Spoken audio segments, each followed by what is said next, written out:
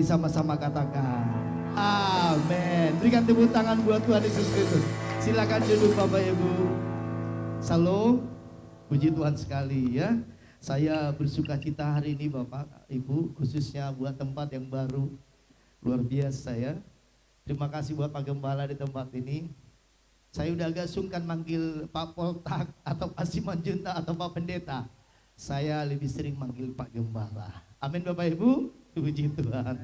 Ya, yang saya mau sampaikan ada beberapa hal, satu dua hal, dan ini saya sudah sampaikan dalam 2 bulan ini Bapak Ibu, di tempat kami, di tempat kita, juga di beberapa tempat di gereja yang lain yang mengundang saya pelayanan menyampaikan firman Tuhan. Saya sampaikan ini lebih kurang 2 bulan ini. Yang pertama, panggilan Abraham dan Lot. Waktu Tuhan Yesus atau Tuhan datang melalui malaikatnya Bapak Ibu, Tuhan datang membuat 2 paket. Yang pertama dia menjumpai Abraham. Dia berkata kepada Abraham, istrimu nanti tahun depan aku datang sudah punya anak. Hamil dan melahirkan. Karena sudah tua. Istri Abraham enggak lahir-lahir. Tapi Tuhan sudah janji. Setelah itu Abraham mempersiapkan makanan yang terbaik buat ketiga malaikat ini yang menyamar seperti manusia datang. Mereka membawa berkat. Sampai istrinya Abraham tertawa, si Sarai. Lalu Tuhan berkata, kenapa engkau tertawa? Apakah kuasa Tuhan tidak sanggup melakukannya? Lalu istrinya berkata, tidak, aku tidak tertawa. Tuhan berkata, tidak, memang engkau tertawa. Kadang-kadang Bapak Ibu, kita kadang-kadang tertawa mendengarkan janji Tuhan. Karena tidak mungkin. Tadi kesaksian Bang Michael tadi. Akan bertahun-tahun yang lalu. Dalam sebuah nubuatan yang mungkin tidak disadari. Aku akan nanti buat album di tempat ini. Rupanya asalnya Bang Michael dari Tarutung. Masih lebih lumayan Bapak Ibu. Tarutung masih kabupaten. Saya 1 jam dari situ, kota Persingkaman, kecamatan Adiangkoting. Masih lebih jauh lagi ke dalam. Wah, Bapak tua tahu tempatnya. Lihat, ini sesuai dengan panggilan Tuhan Bapak Ibu.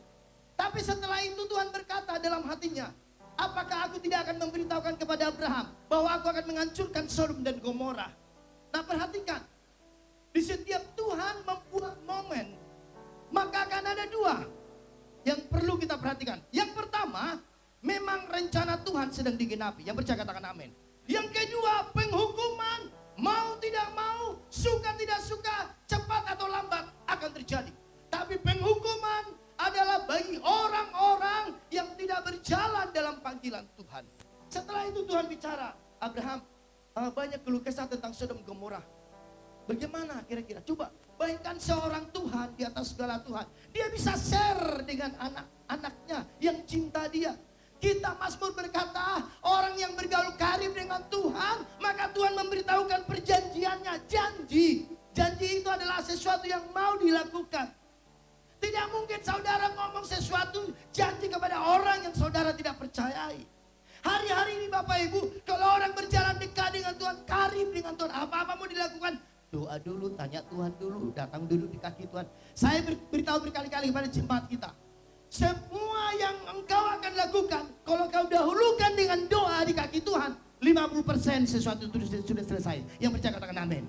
Semua yang kau lakukan, kalau engkau dulukan duduk di kaki Tuhan, 50% di tangan sudah selesai. Dan 50% di lapangan. Kenapa banyak sekali kita susah di lapangan? Karena engkau tidak mendahului dengan Tuhan. Kita sudah terbiasa pengalaman, itu bisa, itu biasa. Bukan karena biasa atau bisanya, tapi karena penghormatanmu kepada Tuhan. Karena kalau engkau datang kepada Tuhan, Tuhan tahu engkau menghormati dia. Amin Bapak Ibu.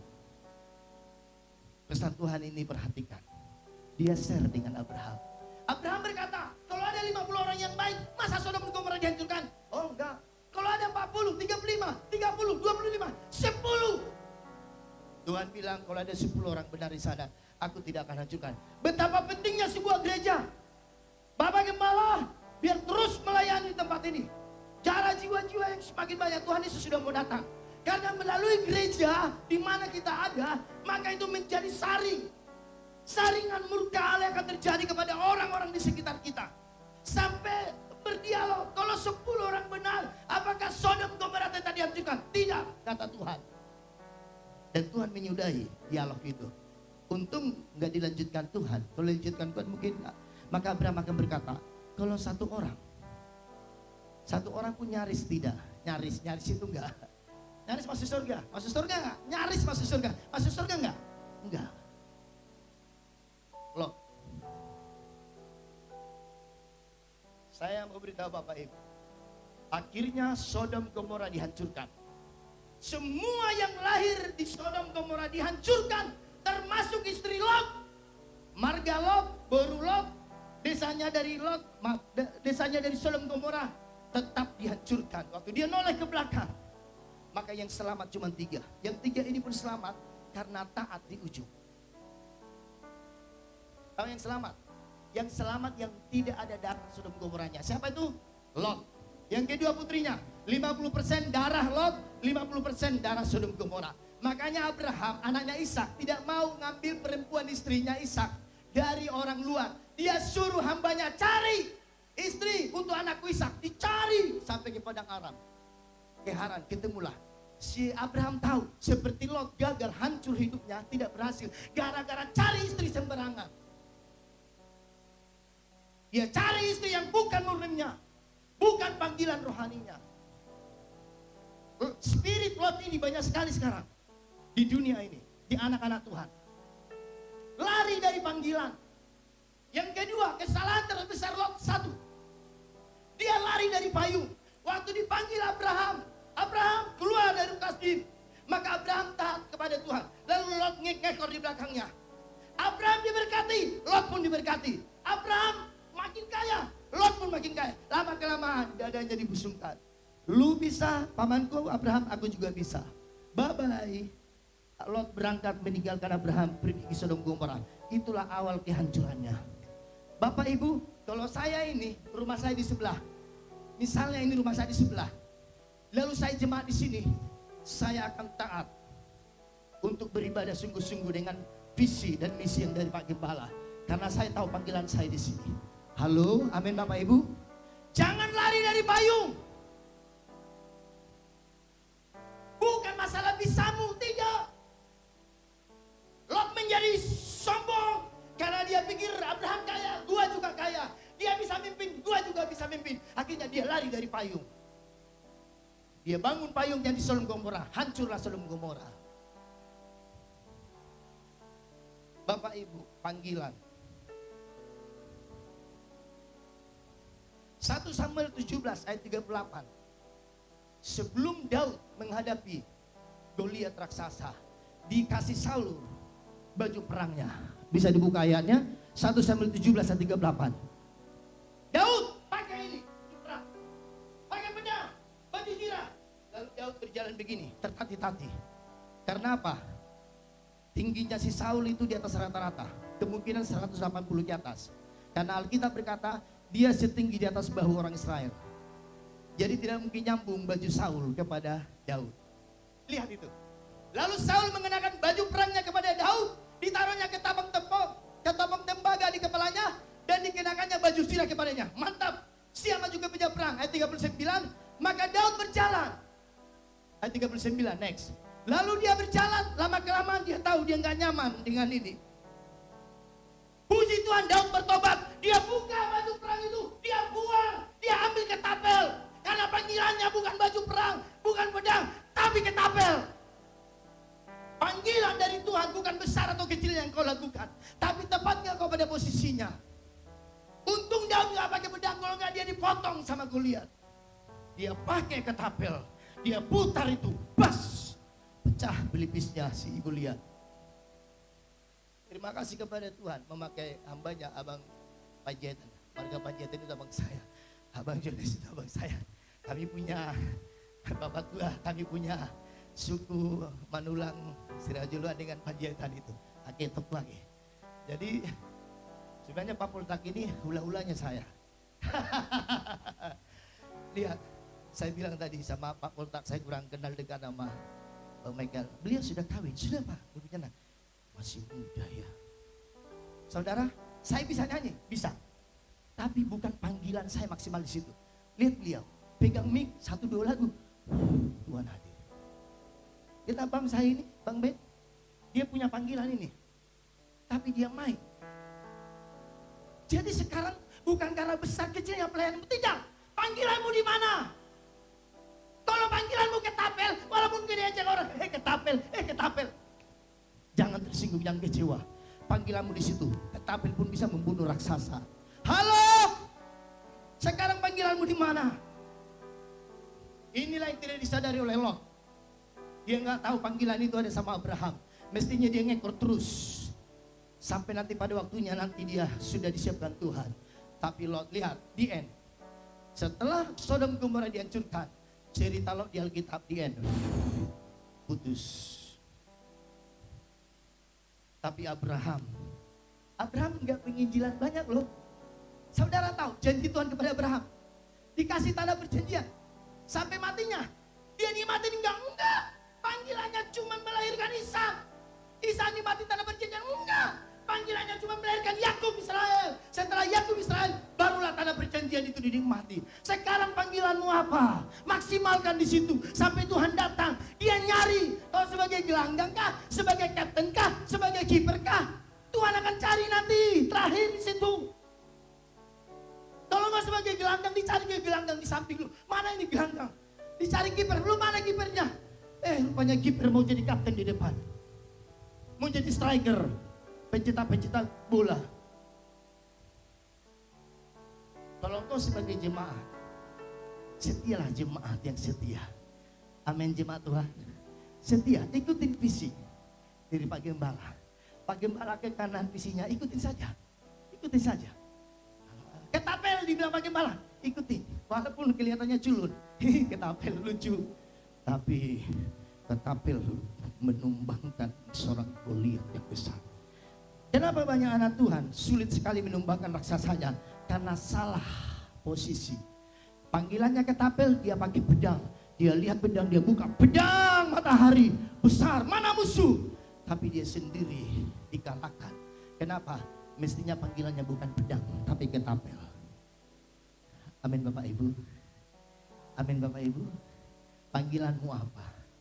Saudara lihat LCD, penerima tamu. Kelihatannya pengambil kolektan, kelihatannya kayak ketapel panggilannya. Tapi kalau itu panggilan Tuhan, itu bisa menumbangkan raksasa-raksasa yang mengganggu dalam hidup kita. Amin Bapak Ibu. Itulah yang kami lakukan sebagai hamba Tuhan. Saya tahu Bapak Gembala di sini tidak mudah untuk menggembalakan.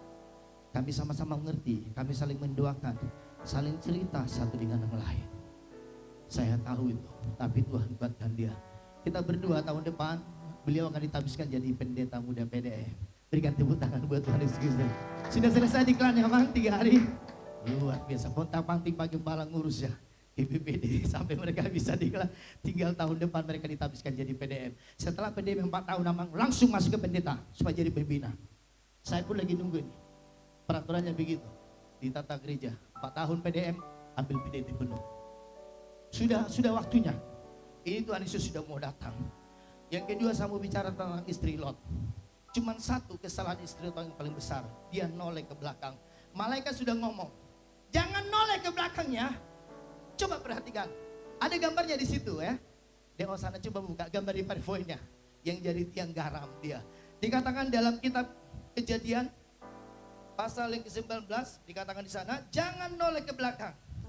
Ayat yang ke-15. Nah ini dia gambarnya. Lihat itu. Saya mau tanya Bapak Ibu, tolong jawab dengan jujur. Mereka berempat, jangan noleh ke belakang. Pesannya cuma singkat, nggak perlu dihafal. Jangan noleh ke belakang. Singkat sekali, anak SD pun ngerti itu. Mereka berempat, berangkat jangan noleh, jangan lihat ke belakang. Tiba-tiba istri Lot lihat ke belakang. Saya mau bertanya, terlalu beda banget nggak? Melihat sedikit aja atau tidak? Beda banget nggak? Nggak. Cuman gini aja. Kan dia kan gak balik ambil sertifikat tanah, tabungan ATM, lalu uangnya disimpan di mana handphone. Dia gak lakukan itu, cuma noleh. Artinya begini, di akhir zaman ini, satu kata pun dari Tuhan, visi yang dari Tuhan. Kalau engkau jalankan itu dengan maksimal, disitulah panggilanmu yang kuat. Bukan karena banyaknya kata. Saudara pernah jatuh cinta, duduk berdua dengan dia di pinggir sungai. Rasa bumi itu diam bergerak. Karena kau tahu di sampingmu Ada yang menggetarkan hatimu. Kata-kata nggak terlalu perlu. Engkau lihat tangannya, engkau lihat rambutnya, itu sudah cukup membuat kepastian di hatimu. Dia seorang yang kau cintai. Hal yang sama dengan kita dengan Tuhan.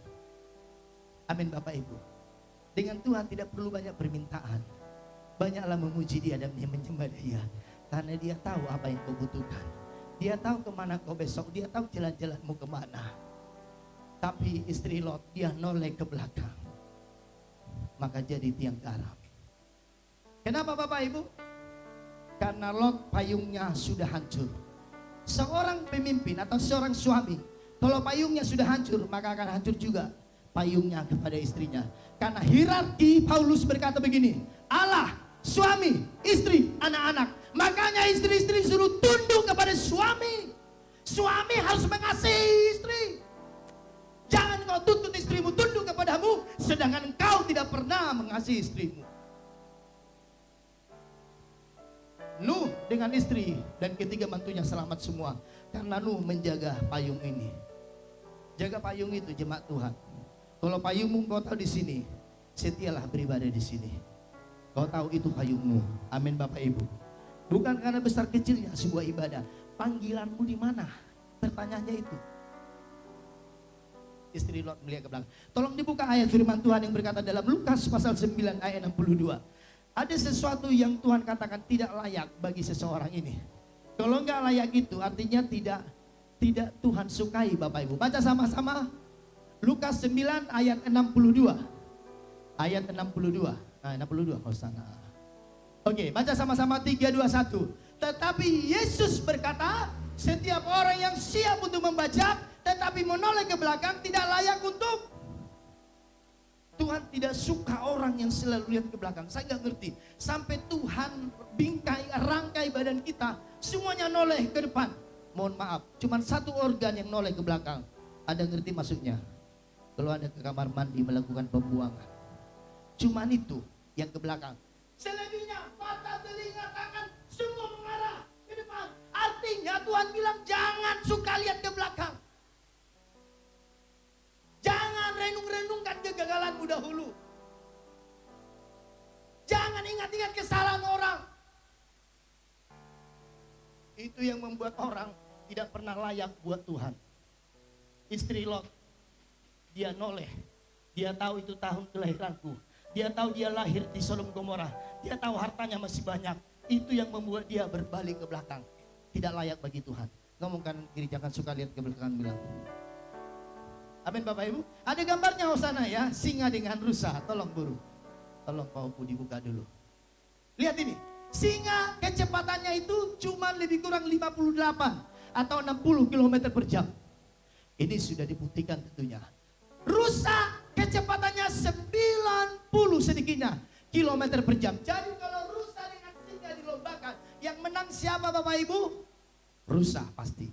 Tapi kenapa di alam nyata selalu rusa yang dimakan oleh singa? Karena waktu singa mengejar rusa, rusa akan berlari. Tapi di setiap per detik kelariannya, maka dia lihat ke belakang. Singanya masih ada, oh masih ada. Dia lari lagi. Dia lihat singanya, singanya makin dekat. Dia lari lagi, singanya makin dekat. Gara-gara dia suka lihat ke belakang, maka di waktu dia noleh, itu memotong kecepatan rusa. Sehingga dia dimakan oleh singa. Banyak sekali kita jadi korban daripada iblis. Bukan karena Tuhan tidak berikan kau kekuatan, tapi karena kau suka lihat ke belakang. Ngomong kanan kiri sekali lagi, jangan suka lihat ke belakang, bilang. Amin Bapak Ibu. Itulah istri Lot. Saya berharap saya tidak banyak menyampaikan pesan Tuhan, tapi apa yang sudah saya sampaikan, yang Tuhan taruh di hati saya sampaikan kepada kita semua. Mari masuk on the track, kembali kepada panggilanmu. Jangan lari dari rel, kalau enggak gembong kereta apinya akan hancur dan akan banyak mati yang di dalamnya. Kalau engkau ada di dalam panggilan Tuhan yang tepat, tanah yang kotor pun dengan ludah yang bau, kalau itu dicampurkan, ditaruh ke mata orang buta, maka butanya menjadi sembuh. Sekarang pertanyaannya, engkau ada di tangan siapa? Tanah itu berbicara tentang kita, hidup kita yang sering direndahkan orang, dipijak-pijak, difitnah, diomongin macam-macam. Tidak apa-apa, itu pupuk Bapak Ibu. Saudara tahu, untuk tanaman saudara bisa berkembang dengan besar buahnya pakai pupuk apa? Kan salah satunya pakai pupukan. Saudara tahu pupuk kandang itu asalnya dari mana? Kotoran. Kalau ada pernah orang bicara kotoran di telingamu, bilang sama Tuhan, terima kasih Tuhan buat pupuk ini. Saya maafkan dia. Terlepas yang salah atau benar, saya maafkan dia. Karena ini adalah pupuk untuk rohaniku. Amin Bapak Ibu. Dan kemarin saya tegaskan di mimbar, kalau makan obat jangan sampai mulut dan tenggorokan. Dan jangan muntahkan. Tapi obat harus sampai masuk ke mana? Ke lambung dan ke usus. Kalau ada proses sesuatu yang tidak enak dalam hidupmu, jangan dimuntahkan. Kalau itu Tuhan izinkan terjadi, itu untuk obat. Supaya sakitmu sembuh. Yang percaya katakan amin. Ngomong kanan kiri makan obat, jangan sampai di mulut bilang. Amin. Jangan seperti anak saya si Monik, kelas 5 SD. Setiap makan obat. Udah masuk belum Monik? Belum, masih di bawah lidah. Masukkan air lagi. Telan. Masih ada. Telan. Aduh susahnya. Akhirnya mamanya ambil itu obat, dipecahinlah di sendok. Lalu dimasukkanlah obatnya itu. Masuklah ke perutnya dan dia menjadi sembuh. Kenapa sembuhmu susah sembuh? Karena engkau makan obat cuma sampai di mulut. Mari kita bangkit berdiri. Kalau Tuhan izinkan obat itu ada dalam hidupmu, minumlah. Supaya besok paginya engkau bangun dengan segar. Yang percaya katakan amin. Saya berdua tidak ada spirit Lot di sini. Yang ada adalah spirit Abraham. Yang selalu karib dengan Tuhan. Yang selalu memberitahukan perjanjiannya. Untuk Tuhan pun menghancurkan Sodom Gomora. Dia share kepada seorang Abraham. Abraham, aku mau hancurkan Sodom. Gimana menurut kamu bro? Kira-kira begitu. Seorang Abraham dipercaya Tuhan untuk hal yang besar. Saya berdoa gereja ini menjadi Abraham Pak Gembala yang akan menyaring murka Tuhan atas orang-orang yang akan diselamatkan. Saya berdoa supaya semua pengerja di sini ikutin visi yang Tuhan kasih kepada Pak Gembala. Ikutin, jangan lari dari payung. Susah nanti hidupmu, susah. Kalau itu payungmu sekarang, ikutin Pak Gembala. Kalau engkau ingin perlu share dengan Pak Gembala, share-lah dengan baik. Tapi ikutin panggilan itu, jangan lari dari payung itu. Kalau enggak hidupmu akan susah. Bapak terima kasih hamba-Mu sudah belajar taat menyampaikan pesan Tuhan. Di pemberkatan syukuran tempat yang baru di gereja-Mu di tempat ini. Kami rasakan hadirat-Mu di tempat ini Tuhan. Hamba-Mu berdoa seperti Abraham nomaden. Dan di satu tempat dia tinggal di samping pohon Tarbantin di Mamre, dia membangun mezbah. Di mana Abraham nomaden, dia membangun mezbah. Biarlah tempat ini menjadi mezbah Tuhan untuk menjangkau jiwa-jiwa yang akan diselamatkan di akhir zaman ini. Pakai hamba-Mu Pak Gembala di tempat dan Ibu Gembala dan seluruh tim pengerja dan jemaat supaya mereka bergerak sesuai dengan panggilan mereka. Sekalipun panggilan mereka ke tapel, sekalipun panggilan mereka tanah atau ludah, tapi kalau tanah dan ludah itu dioleskan di mata orang buta, maka mujizat terjadi. Terima kasih Bapa. Dalam nama Tuhan Yesus Kristus kami berdoa dan mengucap syukur. Semua kita diberkati sama-sama katakan amin. Tuhan Yesus memberkati. Silakan duduk Bapak Ibu. Terima kasih Bang Den. Terima kasih Den. Bapak Elizabeth.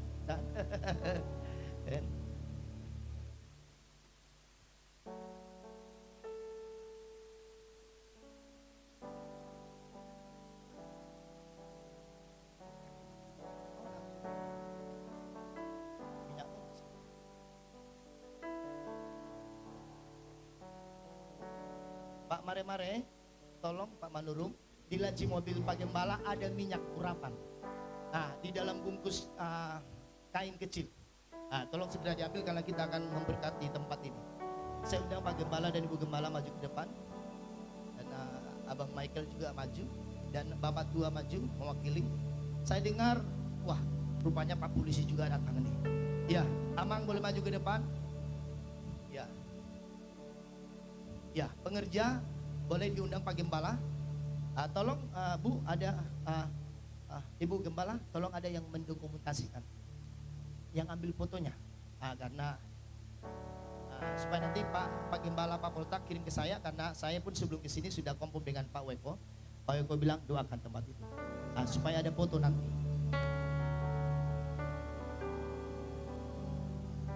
sudah cukup ya.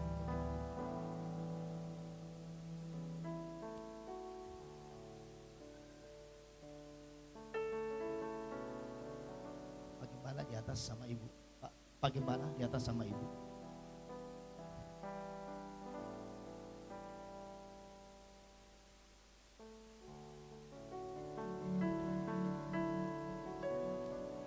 Saya tahu pelayanan di sini, saya beritahukan tambahan ini kepada jemaat Tuhan. Apa yang sudah Tuhan panggilkan kepada hambanya, kalian dukung sepenuhnya. Jangan 99%, 100% dukung. Amin Bapak Ibu. Dukung Pak Gembala, dukung pelayanan di sini. Kalau engkau tahu Tuhan taruh engkau di sini, dukung sepenuhnya, jangan tanggung-tanggung. Seperti Petrus, dia lompat dari perahu. Dia memberikan dirinya sepenuhnya. Setelah itu Petrus Tuhan pakai sampai matinya, dia menjadi rasul yang terbesar. Sedang jemaat Tuhan bangkit berdiri. Kita akan melepaskan berkat buat tempat ini. Baru selesai dibangun Pak Gembala. Iya. Saya malu hati sama sahabat kayak ini. Dia nggak pernah minta bantuan dari saya. Mungkin dia tahu kali Bang Pak Benson lagi. Tapi saya percaya sekali sama beliau. Bahwasanya Pak Gembala, Ibu, ini saya tinggalkan ya. Nah, saya tinggalkan di sini. Setelah saya otakkan sedikit, saya tinggalkan buat Ibu Gembala untuk mendoakan jemaat. Diminum juga bisa. Ini minyak zaitun, ya. Bapak Ibu, ini saya saksi nih ya. Nih, di hadapan Tuhan Yesus. Tidak pernah hambanya ini minta satu batang pun Bapak Tua. Semestinya Bapak Tua aku bisa minta. Anak, bantulah. Tapi mereka saya tahu diberkati Tuhan Yesus. Jadi sampai gedung ini selesai Bapak Ibu, semua ini berkat Tuhan. Maka untuk itu saya sampaikan kepada jemaat ini. Ini saya bukan mengkultuskan hambanya. Enggak pernah dia buat proposal sama saya. Saya malu hati. Sudah selesai saya diundang. Ada makan siang ya sekali. Oh puji Tuhan. Sekalian makan siang lagi. Luar biasa. Luar biasa. Saya semakin dekat hatinya nih. Beliau sering sama saya anak dulu luar biasa. Kita doakan Bapak Ibu. Mari kita arahkan tangan kita. Kita doakan tempat ini. Bapak terima kasih. Sewaktu Salomo memberkati bait suci Tuhan, maka kemuliaan Tuhan memenuhi tempat itu. Dan imam-imam tidak tahan berdiri. Karena hadirat kemuliaan Tuhan ada di tempat itu. Bapak, atas nama Tuhan Yesus Kristus, sebentar Tuhan hamba-Mu melepaskan berkat minyak urapan ini.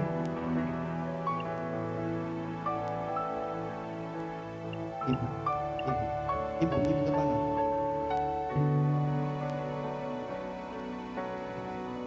Pegang janji. Bapak terima kasih. Dari tempat ini Tuhan kami memberkati gedung ini. Semua ini karena anugerah-Mu. Biarlah apa yang kami doakan, waktu Tuhan memberkati bait Salomo, maka kemuliaan Tuhan turun di situ. Dan kami berdoa, mulai hari ini, tempat ini penuh dengan kemuliaan Tuhan, keselamatan dari Tuhan, dan berkat kasih karunia Tuhan turun di tempat ini. Dalam nama Tuhan Yesus Kristus. Dalam nama Tuhan Yesus Kristus. Terima kasih Tuhan. Kami memberkati tempat ini, lantai, dinding kiri kanan, atas bawah. Kami lepaskan berkat dalam nama Tuhan Yesus Kristus. Dalam nama Tuhan Yesus Kristus. Tuhan Yesus memberkati semua peralatan musik yang dipakai menyembah Tuhan. Semua hamba-hamba Tuhan, sound system, alat-alat musik, AC, listrik, kipas angin, Tuhan Yesus memberkati. Dan kami berdoa, tempat ini menjadi terang di tempat ini, menjadi garam di lingkungan ini, dan akan banyak jiwa-jiwa yang akan datang untuk terus memuji-puji Tuhan dalam nama Tuhan Yesus Kristus. Mari Ibu Gembala. Dalam nama Tuhan Yesus Kristus, tolong diambil dokumentasinya. Bapak terima kasih. Berkat Tuhan melimpah di tempat ini. Dalam nama Tuhan Yesus Kristus.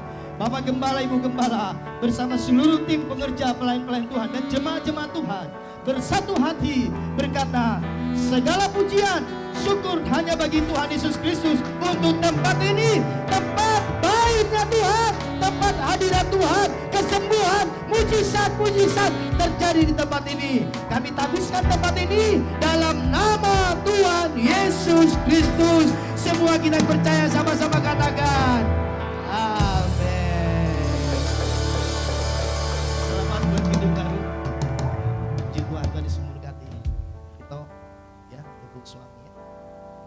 bisa. Mana tahu nanti tahun depan 2 tahun lagi full timer. Ya kalau Tuhan sudah panggil ya harus berani.